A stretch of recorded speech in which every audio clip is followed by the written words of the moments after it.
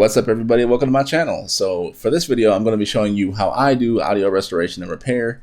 I will be using iZotope RX, although there's no one particular platform or application that's better than the other. They all offer their own benefits and strengths.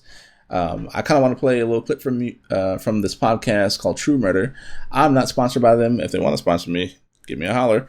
It's a really entertaining podcast, though, if you haven't listened to it before. I just want to kind of show you what you can kind of do when it comes to repairing audio. So I'm going to play a little bit of the before and after. I left some little markers on here so you can kind of follow along at key areas I want you to listen to.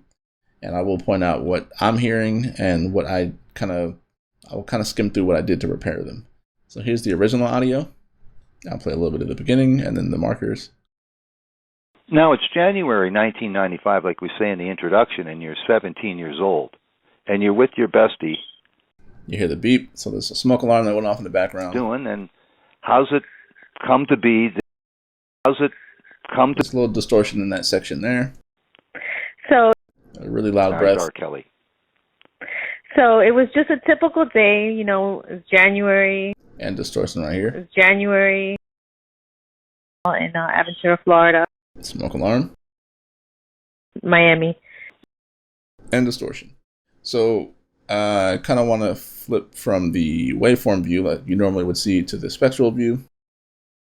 So you'll notice one thing off in the beginning, it's missing a lot of information in the high end in addition to all the edits that need to be done. So I ended up taking my time to repair a lot of this audio. I'm kind of skimming through some of the things I did. Removed a lot of the distortion and stuff that I heard using attenuation and replacing different pieces. This particular piece of software is similar to like Photoshop for audio, where you can kind of get in, fine-tune a lot of things. I applied a little bit of automation to sections I thought were too loud, quieting some of the breaths and stuff. I know some podcasts want them to be completely removed, which is understandable. For this example, I left some of it in. I just left it really low. Did a lot of repair work, so then I will play the beginning and the markers. Now it's January 1995, like we say in the introduction, and you're 17 years old. And you're with your bestie, Michelle. There's no more beep. You can hear now there's attenuation with the S's. How's it? And what are you guys doing? And how's it come to be that you even recognized R. Kelly? So it was just a typical day, it was January. So I can actually probably fine tune this little area. It was January. The audio drops a little bit lower than I should have put it. So but you don't hear the heavy breath. You don't hear the distortion. Let me fast forward. In Aventura, Florida. And then the end. Miami. Now it's January. So again, I'll kind of A-B the before and after. So this is the before. With your bestie.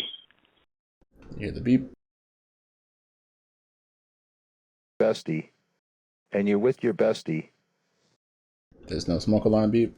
How's it come to be? How's it come to be? So that's the heavy breath. Kelly. So it was just no heavy breath. Let's go back to the original. It was January. Loud distortion in addition to volume. It was January. So I can go in again, fine tuning that a little bit more if I spend a little bit more time. In Aventura, Florida. Smoke alarm. In Aventura, Florida. Smoke alarm's completely gone. Miami. Distortion on the word Miami. Miami. So yes, I just kind of want to A-B what you can actually achieve with this. Again, because you are starting off, it's if you're a visual kind of person, if you're given an image, let's say you're working on an image in Photoshop and it's a really low resolution image, you can improve it significantly. You can really, really improve that image. But if you're given an image that's already high quality, it just allows you to bring it up another level even easier. And with this, it's the same concept with the audio. The audio was recorded pretty well. There wasn't a whole lot of restoration that needed to be done, although there was a few pieces in here with the smoke alarm going off. The battery needs to be replaced. That's what happens when you hit the little beeps. And because I'm assuming that you either used a high level of gating or compression, more likely it's going to be both, to reduce any distortion, it eliminated a ton of the frequency range in the highs. So what you're hearing with the S's, old, and you're with your bestie, Michelle. those are actually artificially created. So those S's were never there, like when it was the original. Play the original. And you're with your bestie, Michelle. And you're at this adventure. It's okay. To be fair, they're somewhat there, but they're really distorted. And you're with your bestie, Michelle. And you're at this adventure. So, bringing back the attenuation for the S's, applying de-essing, and a balance of EQ and a little bit more compression. Yeah, I feel like this audio overall was brought up a few different notches. But anyway, guys, hopefully that was somewhat entertaining and kind of gives you an idea of what can be done with audio restoration.